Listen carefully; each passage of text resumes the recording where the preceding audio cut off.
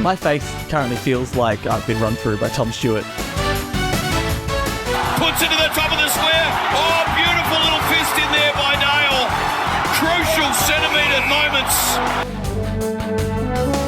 He definitely has a bit of the Belcho spirit, as I have a bit of the Belcho spirit.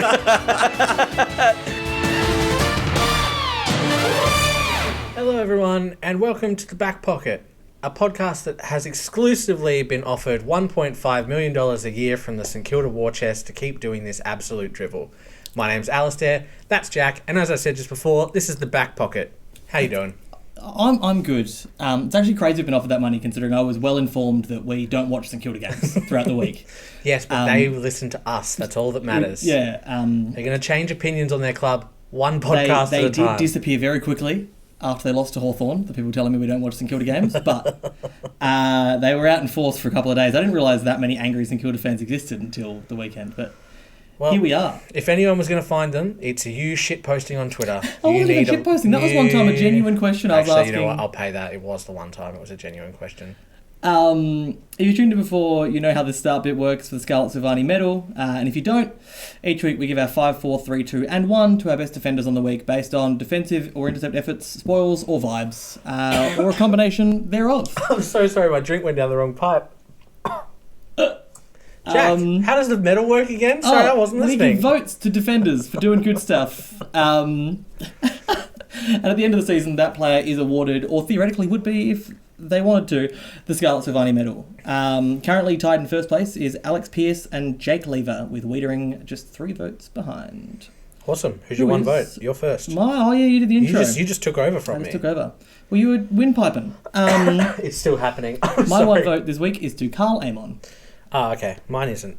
He had 31 disposals, 2 intercepts and 3 contested. He had 7 marks, 11 rebound 50s, 10 defensive half pressure acts and 711 metres gained. And won one of the 2 medals that were on offer in that game, which was very odd. Yeah, that's a handful of metres. Yeah, and also unfortunately had to sing the song with Albo in the circle, which probably would have sucked. But you win some, you lose some, and Hawthorn have won 2 in a row. It's unheard of. Crazy. They're really leaving North Melbourne in They're the so dust. good in Tasmania for some reason. What are they going to do when there's a Tasmanian team? Where will their wins come from? Playing the Tasmanian team in Tasmania. Yeah, it's true. Who's your one? My one vote goes to someone who I think may have got votes 2 weeks in a row for the first and only time ever. Jack Scrimshaw gets my one vote. Scrimshaw was in my special mentions, was very good, and will not be playing next week. No. 16 disposals, 10 kicks, 7 marks, 100% disposal efficiency, 8 intercepts, 4 1%ers. Very solid game, worthy of a one vote for me. Oh yeah. He's in some really good form. To the extent that I saw some North fans being like, I've heard rumours North's interested in him. I was like, I don't think they are, but it's nice to see that he's playing well enough. North are interested in everyone. Interested in him. My 2 this week was to the Lizard, formerly known as Nick Blakey. He had 26 disposals, 8 of those were intercepts and 4 contested. 6 marks, 2 intercepts, 9 rebound 50s, 486 metres gained, 3 score involvements, 2 of those were launches. He's been really good all season. He had a really good game. I think the scoreboard didn't reflect the fact that Fremantle's midfield was pretty close to Sydney's. They just couldn't do anything once it was inside 50, and if they did, they missed. I think the scoreboard reflected the mental state of the Fremantle absolutely, players. But I just mean like the Sydney backline still had a lot to do.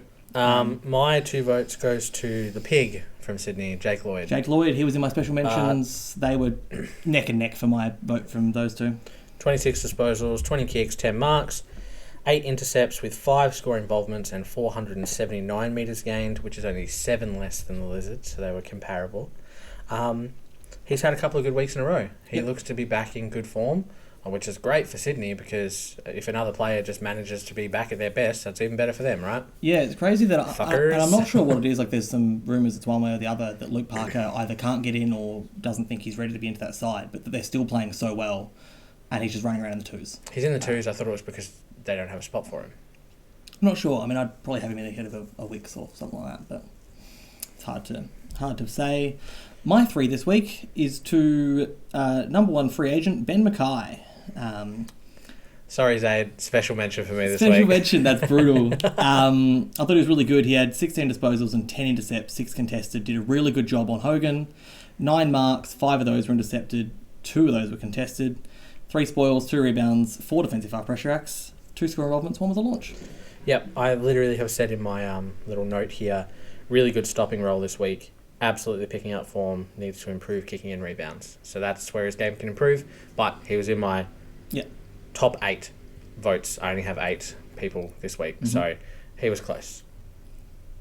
Who's your 3? Zach Guthrie. He was very good. Mini in my Gus. special mentions, didn't get in for me. I love it when we don't line up. It's so much fun. 24 disposals. Makes this segment go so much longer. It makes it go longer because I actually have to do stuff. I prefer it when it's just you doing the stuff. All right, Z-Banger, let's go. Z-Banger, 24 disposals, 17 kicks. I took one away from him. 7 marks, 9 intercepts with 6 score involvements, 549 metres gained, 7 rebounds, 4 1%ers. If you tag Tom Stewart, you're just giving the ball to Guthrie. Yeah, I think it was interesting to see that like Guthrie and Colley just stepped up in that same role that Stewart wasn't getting the ball for. Geelong are mature, and that's what they'll do. They did not lose that game because Tom Stewart was tagged. They lost that game because Guthrie and Henry forgot how to intercept in the first quarter. It was the first quarter alone. But, Guthrie was really good. Yeah, I think that first quarter there was a few moments that were a bit shaky for me that kept him out of my votes. He was in my special mentions for that reason. But from then on, he was very, very good. They had to adjust, and he adjusted perfectly, and that's why he gets 3 votes. My 4 this week is to Harris Andrews. See, Harris Andrews, I ummed and ahed about putting Couldn't get him in there? I just hate him. No, I'm kidding. I just couldn't find a spot for him. He had 17 at 82%, so 88.2%. 9 of those were intercepts and 8 contested. He had 9 marks, 5 intercepts, 5 contested. 13 spoils. I've written down in my notes. A little exclamation mark next to the 13 in my notes. 13 spoils. Won 7 out of 7 one-on-ones. My king. That's what it says. 7 out of 7 one-on-ones. 4 defensive half pressure acts. 2 score involvements. 1 was a launch. Whopper game. They look a lot better when he is playing the kind of dual role where he can both intercept and stop. And he played that pretty much to perfection, mostly because Jack Payne was brilliant. He was really good, Payne. He was one that I've written down. Yeah, absolutely. So, anyway, who's your 4? My 4 votes is to Jacob Wiedering. Jacob Wiedering is my 5 votes. Okay, so we did match up he on is 1. in the lead, in the middle. All right, well, that means I'm letting you say the words You then. want me to do it? All right. He had 17 disposals, 8 of which were intercepts, 4 contested, 7 marks, 4 intercepts, 2 contested, 5 spoils, 3 rebound 50s, 4 defensive half pressure acts. Also had 2 score involvements and 1 launch, but was just awesome. He was... he was a force to be reckoned with. We watched that game. We're like, he's going to be in the lead, aren't we? Although we saw it at the time, he was brilliant. It's hard to... It's really funny watching the media say, wow, he's back this week after And we've playing been giving him 4 of the best games we've in a given him row. votes like 3 weeks in a row, and they're like, he just needs to improve his game. Anyway. He's been super. No wonder they want to offer him $1.5 million a year or whatever. Yeah, and look, if it is true, which it's probably not, I guarantee that's like all in the front year, and then the next 2 years are much less. Did you see, is it Sam McClure who broke it? I don't think they need key defenders. Wilkie and Battle are good. That's what I was saying, but Battle might leave this year. Either way, Wilkie and Wiedering are the same type. But Sam McClure, yesterday, his article was, Jacob Wiedering is set to become the highest player in the league, and then today he's like, Jacob Wiedering is not taking the offer. Set to was the funny wording on that. Yeah. He also went on radio today, Sam McClure, and like it was his own idea, discussed the letting play go on before blowing the whistle, the exact thing Chris Scott said in the press the other night when he was asked about it. It was like, you didn't come up with this, Sam. Like, that's... Anyway. He also decided to name 4 other players who apparently had been given the war chest deal, but apparently had to lead in with the one Carlton player. That's not going to take it? Yeah, I don't know. Who Weird is stuff. Your 5 this week. Mac Andrew. He was Big Mac. very, very good. He was in there. I can't believe how tall he is. Yeah, I'm going to go through his stats. Go for I don't do it fancy like you. 22 disposals, 14 kicks, 10 marks, 9 intercepts, 563 metres gained, 4 inside 50s, 4 rebound 50s, 3 centre bounce attendances for clearances. What a legend. I like that, they just went, you know what, Mac? Get in the ruck. And he went, all right, and I'll get the ball. The reason they could do that, special mention, Sam Collins, 12 spoils. Very what good. A king. Sam Collins, in my special mentions, Mac Andrew obviously also was. We mentioned Jack Payne. I think also the reason Ben Mackay was able to play so well is Mason Redman had probably his second best game of the year. I've got Mason Redman on the rise. And I had Sam Frost in my special mentions as well, which is a very rare occurrence for me. But yes, I think that well and truly puts Wiedering in the lead with 9 votes this week. Yeah. On the back of a few more. Guthrie comes up to very equal 1 point behind the others. And then it's pretty close in that bottleneck there with the main players, as it often is. Who are the top For us. 5? Well, it was before this. Pearce and Lever on 18, Okay. Wiedering on 15, so Wiedering jumps to 24. Jesus. Guthrie will jump from 14 to 17. Then Stephen May, Sam Taylor, Tom Stewart, Andrew McGarren, Nick Vloster. Probably too many keys, but I would The others say in there. most of those are in the running for All Australian right now. Yeah, I'd say so. And this week at least we had votes for Amon, Scrimshaw, Blakey, Lloyd. Yeah. So, quick thoughts on the weekend's games. That's the end of the podcast, Jack. Carlton, Melbourne. Tough game. Christian Petrarca's a freak. Petrarca's a freak. Side note, Walsh is quite good. if that game happened again this week, do you reckon Wiedering plays on Petrarca? He'd have to, right? Have to. 100%. Have to. Yeah. It was crazy. Geelong Port. Big celebration. Big celebration. It's a good win. Yeah, and you celebrate breaking a hoodoo. Yep. No matter how shaky it looked at the end. Both of those games were near chokes, and they managed to hold on. So that's good for The teams that held on. Yeah. Fremantle, Sydney. Should not have played. That game should have been not have cancelled. happened. Totally agree. Cancelled or On your postponed. comebacks thing, I saw the other day someone saying that no significant three-quarter time lead this year has been come back from, where last year it happened a lot. So teams have obviously gotten a lot better at hanging on in those last minutes than they were last year. Hawthorn St Kilda. Yay, Hawthorn. Boo, St Kilda. Really bad game. It was a really bad game. That was a horrible watch.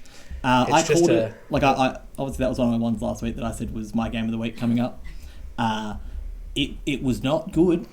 It's a real look into what the future of football will look like with the Tasmanian team. We're going to see scores where the Tasmanian team scores 20 and the other team scores 100, and not much more than that. Essendon GWS. Is it real or a GWS sliding? Yeah, it's the question. I think there's Sydney, because of the way they've played, are really the only team that look properly convincing in that top group. I agree. Every other team has had reasons that there is an asterisk. And I think Collingwood are in there for me Collingwood since they've regained form. But yeah, I'm concerned. Essendon going to get confidence from these wins. They just really need to book it against some teams that are right at the top. I know GWS are a top 8 side, but they have been on the slide for a couple of weeks now, and they haven't beaten. I mean, they've lost to in very quick succession Sydney, Carlton, and now Essendon, which is their main teams that direct competitors, which is terrible. Richmond Bulldogs. I watched that on my sister's TV, and her sister, my sister has a TV that's tinted green, so Richmond were green. Oh, you sent that photo. Yeah, it was terrible. It was almost as bad as watching that game. It was a horrible matchup because I was sitting here, you weren't here. I Beth was sick, watching on my sister's TV. and I was like, which game should I watch out of Richmond getting murdered by the Bulldogs or Gold Coast North getting murdered by Gold Coast? Obviously I watched bits of both, but there was no winning with those two games. It was a really awkward spot for the Bulldogs because they were rightfully panned last week against Hawthorn, and they had such an easy kill this week. All the pressure's off now, right? That's how you come out, right? That's Gold Coast, North Melbourne. Gold Coast have a second home up north, I think. They do. They've won 5 in a row there. They would be very, very tempting to tip them against Geelong I'm surprised they're not starting favourites with Geelong's outs. It's only about 20 cent difference, so. Collingwood West Coast. One of my friends messaged me during the game and said, how long until West Coast get better? Which really shows that their 2 to 3 week jump up wasn't enough to show everyone that they can improve. They're obviously greatly improved on last year. And in that first quarter they looked competitive. And then it really was just the second quarter, because the first quarter they looked competitive. The second half I think they only lost by 8 points. I don't think they ever stood a chance without Waterman and Allen. I totally agree. But I think it was that second quarter just Collingwood put the foot down, kicked 8 goals, and that was the game. Adelaide, Brisbane. I love draws. I'm a big draw guy. That game, frankly, sucked. Deserved to be a draw. It was a horrible game. Neither of those teams deserve to win. No.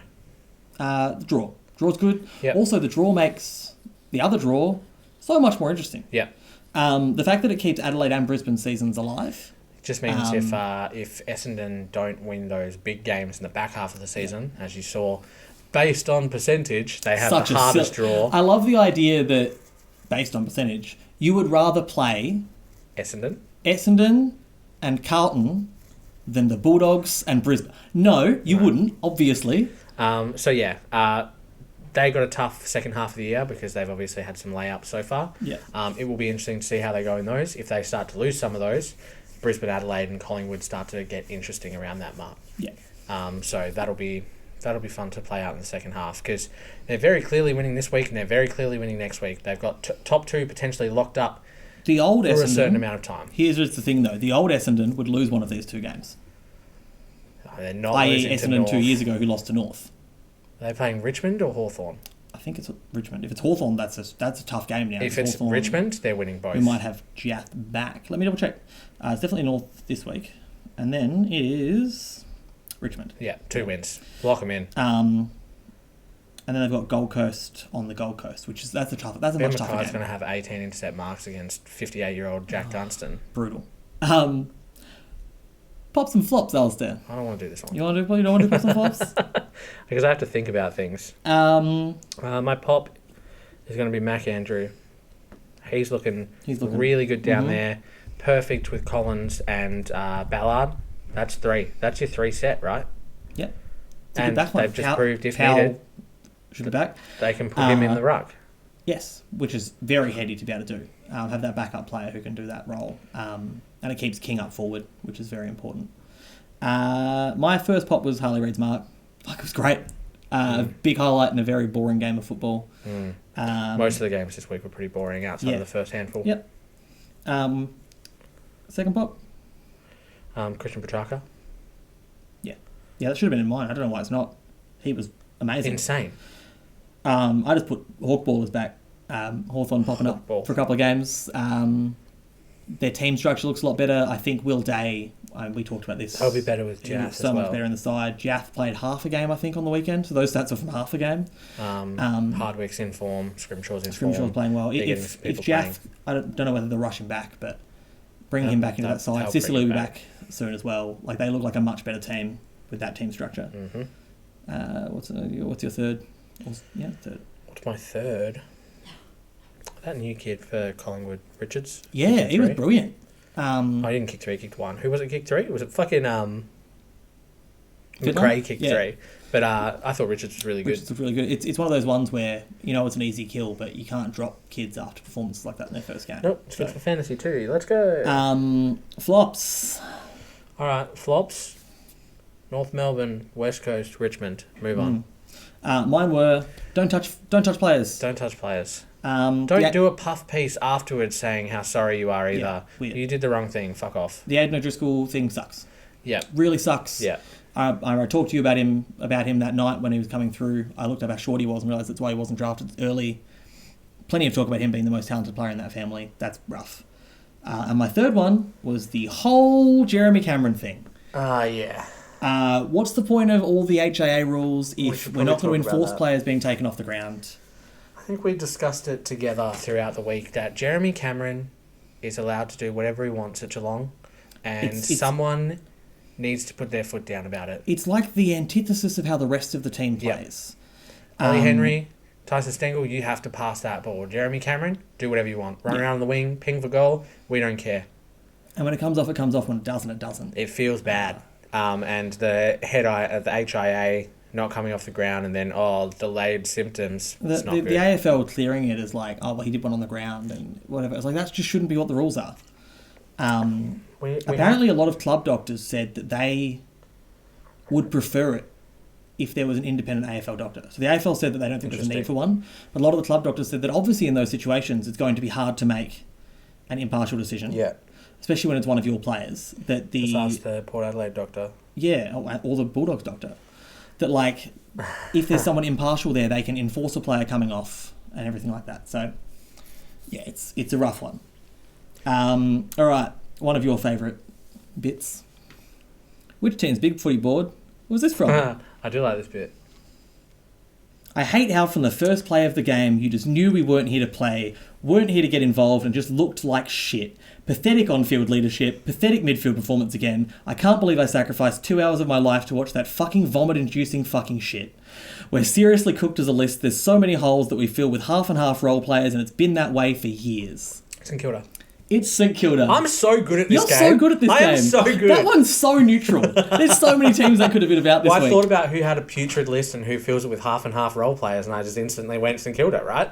Sorry if there's any St Kilda fans listening. Spoilers, there's not! That's a rough week for St Kilda fans who might engage with our content.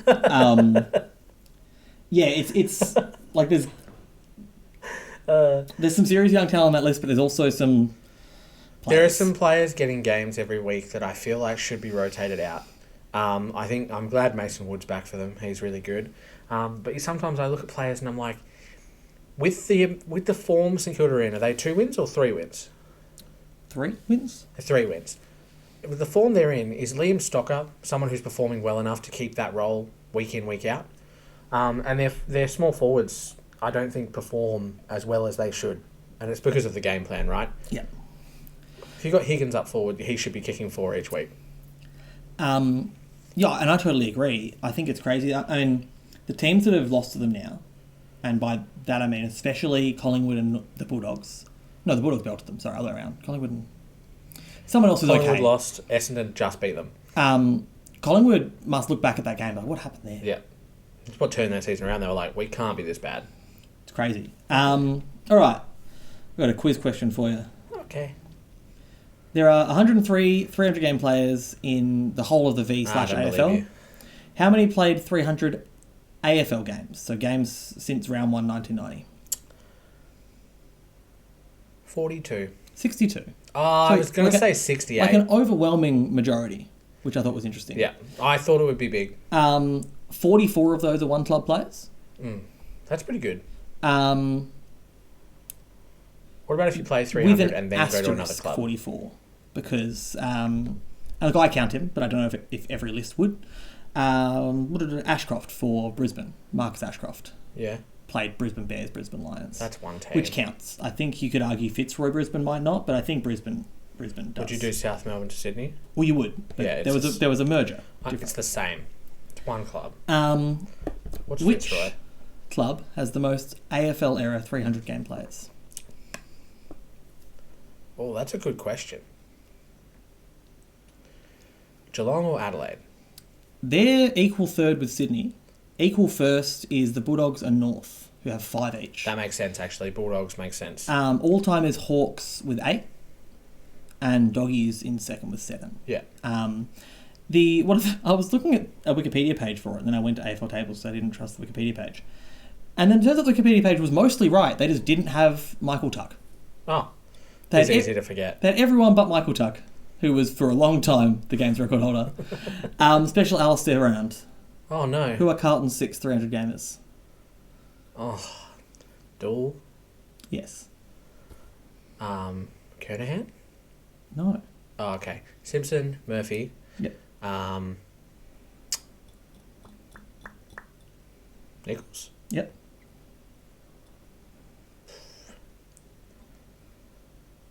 Man, that's a struggle. Who else? Well, I understand you're not getting Craig Bradley, but Stephen Silvani, I really thought you'd That's who I meant. get when you said Yeah, Kernahan. yeah. Yeah. Gold Coast only dumb have fuck. one 200 game player, whereas GWS have 6. Starting a year later, which I thought was Yeah. interesting. And 8 players have finished on the honorary 300 games and then retire milestone. Mark Murphy, Is one of them. Yeah. Sam Newman, Yeah. Kelvin Moore, who played for Hawthorn in the 70s and 80s, Gary Folds, Essendon, same time, Barry Breen, same time, Francis Burke, same time, Kane Corns, as we know, and Rowan Smith. You're going to see it again Bulldogs. with Dustin Martin. Yes, which I thought was very funny that Kane Corns accused Oh, yeah. Dustin Martin. Kane Corns of all people accused Dustin Martin of limping to 300. Some people are pointing to the fact as proof that Martin should still be playing, that he's still averaging 20 disposals a game. But so was Kane Corns. It's the eye test, right? Like, they're not the same footballer. But more importantly, Richmond have an AFL team plus emergencies to choose from each week. Who's going to replace him? And also, are you expecting him to perform amazingly when he's playing with Yeah. Lafau. But even if they were fully healthy, say they're sitting in the 10 to 14 region, there may be a chance to make finals, and Dusty's in that many games. He's won 3 flags, 3 Norm Smiths, the most ever. He won a Brownlow medal, and he basically dragged them from the dark back into the light. You can do whatever the fuck you want if you're Dustin. If he wants to play the 350, go for it. I don't give a shit. They hadn't won a flag in 37 years. They'd played finals 3 times in the 30 years before his debut. Doesn't matter if he's on 1.2 million or whatever. You're paying for those past flags. He plays. I don't care. He gets a right to keep playing. I don't think it matters. Obviously, they're in the position where he probably just should keep playing. But it's such a weird argument to be like, he's just not the same. Yeah, of course he's not. It's weird that they have 32 injuries on the list and he's not one of them. Yes. Especially considering his last couple of seasons. Yeah. Game of the week next week. Oh, I don't know what the games are. Gold Coast, Geelong, tonight. I think it's going to be too soapy. Greasy. I'm going with soapy now that I know about it. Or as they would say on the TV, greasy. Sydney Carlton at the SCG. I think Sydney are going to win by 50 points. It's going to be an embarrassment. I don't think it'll be 50, but Carlton, a couple more injuries this week, which really suck. Jesus, what's going on there? Jack Martin down as well. Andrew Russell needs to earn some coin. The least surprising. No. Like Jack Martin gets injured, you go. When I read it, I went, that makes sense. Oh, a calf? What a shock. Collingwood Adelaide at the MCG. That one could be good. GWS West Bulldogs at the Showgrounds. That could be good. One of the weirdest modern rivalries. St Kilda Freo at Marvel. I'm not watching that. It's going to be bad. I'm not watching that. Brisbane Richmond at the Gabba. Brisbane are going to win by a lot. It'll be another week after last week. Criticised the big forwards because they were playing really bad. This week, watch them kick 4 and 5. Danaher will kick 5-4 or something like that, and they'll be like, he's forgiven. Look at him go. But remember when they played Gold Coast and Zorko had like 100 disposals and all of their midfielders had like 130 fantasy points each? Expect that again this week. So if you're a fantasy head, bring in Jared Berry. Don't bring in Jared Berry. Bring in Jared Berry. Bring in Jared Berry. Jack approves. Essendon North used to be a rivalry once. It's the odds are currently $1.05 to $10.50. Sounds about right. When was the last time you saw Essendon at $1.05? Be a while. If they lose that game, lid is on. Back on, so it's like taped on. But they won't. Port Hawthorn. I think it's a sneaky one, and it's in my GOAT slot. That's going to be a horrible game for Hawthorn. They're going to get pumped. Yeah, they are. Port look really scary in Adelaide this year. And then West Coast Melbourne in Perth. Watch out for that one. Yeah, it'll be interesting. I don't think so. Melbourne look good. Yeah. Nah, watch out for that one. So I guess my game of the round is probably Collingwood Adelaide. I think there's a little bit of a rivalry there. It's Sydney Carlton for me, but I think there's a little bit of rivalry. Remember when they were cheated for like the 4th time in a season? Adelaide, that I think it was last year when they had the free kick not played. Twice against Gold Coast. The Collingwood they had, yeah. So I think there's a sneaky rivalry there. If they play to their peak, which they have the last couple of weeks. Yeah. Beating Port, drawing Brisbane, and, they smashed North Melbourne, but that doesn't count. I was criticising Adelaide fans for being crazy about the umpires during that draw. But now I remember the Sydney game and the 2 Collingwood games last year. Maybe they have a right to think there's a conspiracy against them. Have you not seen their chart that they've got on Instagram? Yeah. The cheated, and they're ticking everyone off once they get a game where they've been robbed. They're making sure everyone gets one before they can stop being angry. So I would be mad for the rest of my life. Yeah, crazy. You complain almost daily about Phil Walsh's death causing Geelong to miss finals, which, by the way, bad form. Daily? Daily. I hear you mumbling and grumbling from the other room. They have a right to be mad. You're just entitled. What's his name? Phil Walsh. We just talked about it. He was a pretty boy for Geelong, got traded to North. Geelong fans still talk about that one. I obviously was too young to care. There was a mark that was very clearly I know the one. That was paid touched in the prelim against Adelaide. Yeah. In one of the years they went on to win the flag, and Geelong fans are still crazy about it. And there's Geelong fans that hate Adelaide still for that game. Football fans have such weirdly long memories. Anyway, I have some questions for you about... I'm going to run through the teams from the ones that look shakiest. First one that starts to look shaky down. And I want you to let me know if you think there's still a chance to make the finals and what would need to happen or what would rule them out. So first is Gold Coast. Not happening. Not happening? You saw the way they played against Brisbane. Brisbane are a team I think are shaky and they smashed them by that much. Bulldogs. There is a chance if they get the absolute bevo out, but I don't think it's going to happen this year.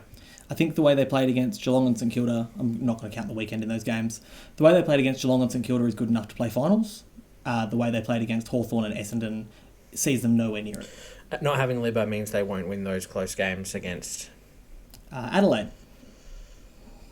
I think they're a sneaky chance. Brisbane. They have a slew of easy games coming up. They need to start winning at home. They do. I think it's... Yeah, the winning at home thing is brutal because I think they've... You look at the teams they've been given at home, and that's the way they would have wanted it, right? They got Collingwood, Geelong, Carlton all at home and lost them. All three. The consolation is that they won against Melbourne at the MCG. Yeah. But they've got, Which, by the way, in hindsight, how did that happen? Crazy. St Kilda. No. Yeah, they're... No shot. I had a line here, and I wasn't sure which side of this to put it, but I think St Kilda is definitely a no. Hawthorn, no. I think St Kilda down is out, 100%. Yeah. Hawthorn, Miracle, West Coast, no. And I think Richmond and North literally can't. Yeah. Who is in the spot above Brisbane on the ladder? Up St Kilda on the ladder right now? Brisbane. I think St Kilda are out for So you'd go like Brisbane and Adelaide, orange, Yeah. everyone else below that red. Yeah. Yeah, that's probably fair. Mm-hmm. And on this very similar note, I think there's shakier teams in the 8. I think so too. I think Carlton and GWS are hanging on for dear life in there. I mean, so is Geelong. Yeah. They've played 2 decent teams in a row and bang bang. So I definitely think there's capacity to move up. Collingwood are going to cement their spot. They could probably even go top 4 with the play they're they playing. Look very good again. I think with Melbourne, Sydney, and Collingwood, it's a fight for a 4th spot right now. And any of those 3 teams could do it if they turn their form around. I don't think it'll be Essendon. I think they're going to be a bottom 4 part of the 8. I think they will make finals with the draw they've got, but and yeah, it'll be despite it being the hardest run home in the comp or something. 100%. Which coach do you think's under the most pressure? Still Bevo. I think it's still Bevo, but I think it should be Clarkson. They look worse. He'll be fine. And Ross Lyon should also be under pressure, but he's not, because the media love him. He's the saviour. And the only person who is willing to talk about it is the person who loves sparking up drama for no reason. It's Kane Corns. But like, why do they love him so What's much? the goal if he only wins 6 games this year? It's that's the real question, isn't it? Because what was the point of sacking Ratton if Lyon... People talk about the rebuild, whatever. Lyon's not a rebuild coach. He never has been. All of the youth... He fills your team with role players. Not all of the youth. Makes them as defensive as possible and grinds out wins. And right now, they can't grind out wins. The best youth in this team was debuted under Ratton. You look at King, you look at Caminiti, you look at Sharman, Wanganeen Millera, and Windiger. Philippou and Owens? Philippou, I think Owens was. Philippou was Lyon. Nah. But all of those people in that 50 game bracket are all obviously, or have to be, because Lyon's only coached 38 games for them. So like it's not like he's brought all of that in. A lot of that was there when he got there. And then a lot of those, especially the forwards, have gone backwards. The loss of Gresham doesn't help, obviously, but Higgins should have been more than a replacement. Mm-hmm. I think it's a brutal. It's those two, and I guess Adam Simpson's not coaching after this year. But he's not under pressure. I think that's just a handshake and leave. I agree. I think any team would be happy to have him as an assistant. I'd take him as one of those director of coaching things like Choco does. Yeah. Absolutely. The secret puppet man behind Melbourne. Yeah. I thought the AFL taking management of Libba's concussion into their hands was really interesting. I don't know if you saw that. No. But apparently, I think it got edited how it was worded, but Mitch Cleary talked about it the other day, that the AFL is taking a major role in his rehabilitation from his concussions. It's 4 in 12 months. And I wonder if that's the new benchmark. I wonder if that's the thing. Like, if you have that many in quick succession, the AFL will take over, because it is a lot. I see players go down, and my first thought is, oh crap, how many concussions have they had? I saw TDK have an incident. He didn't get concussed, but he had an incident where he hit his head on the weekend. And my first thought was, he got concussed in the VFL this year, and he was concussed in the AFL 2 years ago. So that's at least 2. And I was like, that would be such a shame if someone with such a talent as him, and we just saw it with Aiden O'Driscoll, right? Yes. And his was brutal. I remember... I've heard that it was bad. Reading about it when it happened, and it was only his first real concussion, but I remember reading that it was a sickening incident of training. Like, training was called off. But horrible. Really. that was my main thing. I'm not being hyperbolic, and I guess this is what the oldies are all arguing about. But will there be a day where, I guess, jumping becomes illegal in the AFL? I don't think it can. It's the trademark of the game. Yeah. Right? That's what it's based on, is the aerial abilities. But it's tricky. It's a tough line to find. And like we're now scrambling with dangerous tackles and bumps in a way that we haven't before, because it used to be considered accidents and now they're not. And you have to protect the head. Like you can't not do it, because we've seen so many players end up with so many issues post-career. Some that we knew were from that, some that we didn't. It's a lot. This makes me think about the one time or two times I've been concussed twice, Jack. We did it to each other because we're idiots. I've only been concussed once on a footy field. I slipped on the block steps at Swan Aquatic. The big ones. No, my head. That'll do it. And then, then we all king hit each other in a ski helmet. We were smart boys. Because we were drunk. Yeah, drunk and concussed. That's great. Imagine how many times Jesse Hogan's been concussed off the field.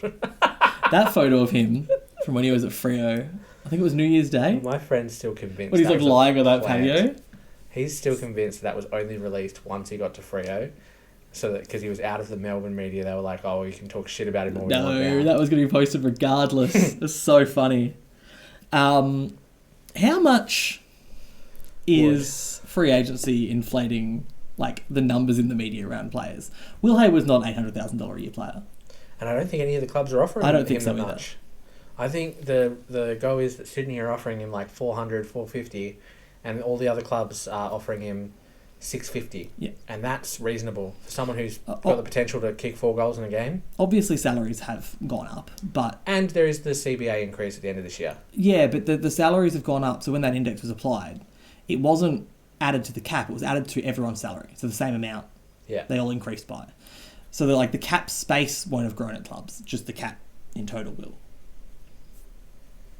If that makes sense. Not if you underpay everyone by heaps. Not if you underpay everyone by heaps, which you can't, because you have to spend 95% of it. I don't know, St Kilda, they got which clubs are against, but players aren't. Yeah.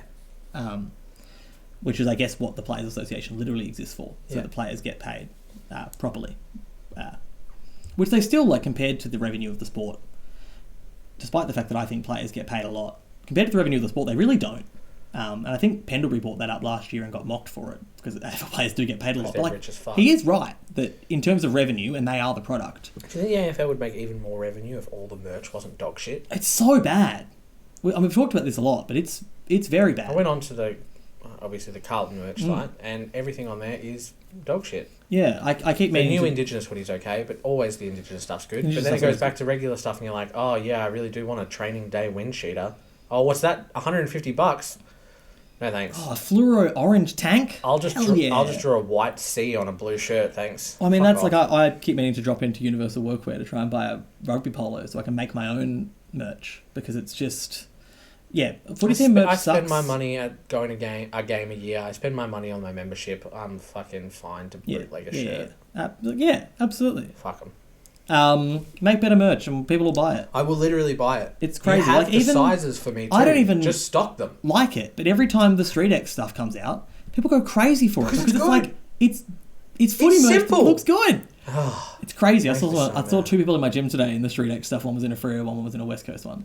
And they're so much better. That fucking retro round stuff's always like the highlight of the year with footy merch, and they don't make enough of it. And then there's the Queensland guy who makes his own fucking Ken Sakata, yeah. He makes better merch than the AFL does. Well, that was always the joke. He got to cease and desist from Gold Coast and had to change. Maybe fucking hire him. I'm getting very. He did get hired by like Umbro, the soccer company. No. They make soccer merch. He got hired by them to help make some like retro style kits and stuff for release. So at least he's getting like paid. He deserves it, because he makes better merch than most teams do. And it sucks because like it's not. And it's like the average person who has any idea about design could make better merch than footy teams. They're literally sponsored by teams like Nike and Puma and Adidas, Cotton On. Make good shit. Yeah. Your average person doesn't want to buy a training day kit. If you're a Cotton On sponsored team, release a regular tee with your logo on it. Like American sports teams are that way better than we do. English sports teams are that way better than we do. Make a beanie that fits my fucking head. Oh my god, can I get a hat that's not a one-size-fits-all bucket hat? My giant noggin? My goodness. Oh, that one's always a pet peeve. What's the average I was Australian wondering- head size? Surely it's larger than the rest of the world. I always think of my dad wearing like the Geelong caps with like just the last two little bits clipped on because the We hats used to are so buy small. the shitty bootleg ones from like Coles and stuff Yeah. because they would actually fit our heads. Well, back when Geelong used to give a membership pack that was any good, you used to get a hat every year. I don't get mine. You don't get a because- hat anymore. You can get a hat with mine, but I just can't be bothered. Yeah. They can keep I'm my still, money. by the way, if anyone from Geelong is listening to this, I'm still trying to buy a membership, and it is impossible. I've been trying since before the season Have started. you tried in incognito mode? I have. I've tried making a new email address. I've tried different email accounts. Tried buying a membership to a better club? I might have to. I've got a Tasmanian one. That only cost you $10. It did. I don't know. It's shocking. And I was just like, just email me a form like the old way, and I will fill out the membership form, and I will send it back to you. I wonder if... And they said, can you call us between 9:30 a.m. They're over east, though, so you and could call 4 p.m. them Okay, before but it's all 9:30 a.m. their time. That's when I'm going to work. You call them in the car. You say, you've got 5 minutes to sort this out please, right now. Take my money. Anyway, nightmare. That's very off topic, but I'm very frustrated about it because I've been trying for so long. I'm mad at merch, you're mad at Geelong memberships. We can all meet I'm in mad the at middle. Geelong merch as well because it mostly sucks. The best thing I ever bought was the women's basketball tank, which I wear all the time. all the time. It's dope. It's usually your outfit for this podcast. Yeah, it is actually. But I'm wearing a Charizard one today because Yeah. I've been playing Pokemon all week. It's not why. It's just what. No, it is. You're repping. You're I'm repping the team. I'm repping. Dickhead. All right. That's a good runtime. Yeah, we've waffled on long enough. We've hit the quota. We got way off topic there for a bit. But we're Also, still talking about footy. like it's not. I didn't want to bring it up because it's hard to, but I do want to say. Oh yeah. Cam McCarthy sucks. Being the same age as us, like a lot of Yeah. the boys who we went to school with who played footy would have played against him and with him. It's just brutal. Like, just check in on people like that. Like, he had a lot of stuff with epilepsy. I know that causes a lot of mental health issues. It sucks. It's buggered. It's an awful note to end the podcast on, but it's devastating, especially in a week where like O'Driscoll or Libba would have been awful news in a footy landscape on their own. It's just really brutal. He was too young, and I can't believe the AFL let the game go ahead. We said at the time, it's crazy. Those boys were not in a mind state to Split play the points, footy. give them 2 each and just move on, right? I saw a few of the a few former players and stuff saying the same thing. Like, I don't understand how that goes ahead. I think Schofield said it as well. Like, wild that game gets played. At the very best, It was they that found day. out the night before, and it might have just been rumours. Yeah, but like it confirmed that day. Be better, AFL. Like, you can reschedule that game. Yeah. Work it around with the buys or something. I don't know what to do. I mean, it would be unfair to Sydney because they're potentially going to play finals, but we have a week at the end of the year where nothing's happening. We also have a really shitty buy structure That's what I mean. this Just year. work it around the buys. Change the weeks their buys are on and then play that game then. I don't know. You can make it work. Anyway, off of that topic. The best case scenario would be if we just had a fucking buy round where no teams when no played, teams played, and then you could play that game. and then you could play that one game there and have it your But the marquee AFL has to be game. in front of your eyeballs. They have to be always in front of your eyeballs. The AFL can't stand not being in front of your eyeballs. Yeah, I know. I watch the midweek tackle. It's fucking shocking, but I watch it every week because I want more AFL. I'll news. watch them 360 because we need to know.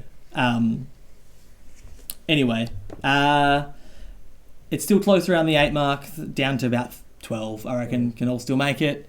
If you want to find us anywhere, find us at the Back Pocket AU on a range of places. I finally posted the Upside Down team to Twitter. I did accidentally make Cooper Sharman's photo Chad Wingard because there's always one mistake. There's always one mistake on the stuff I make, and that was it this week. Got a lot of people mentioning that. Thanks, guys. Poor Saints fans already had the Ross Lyon stuff, and then they saw me making Cooper Sharman Chad Wingard. God, you should name the episode something salacious about St Kilda. Maybe that'll get us our most listens. Maybe ever. it will, yeah. I'll just be like, Ross Lyon's a fraud. did I AFL call round them? 9. Full of hacks or something. Yeah, something like that. List cloggers, I don't remember. Thanks for listening to The Back Pocket. I've been Jack, that's been Alistair, and we will see you next week. Bye.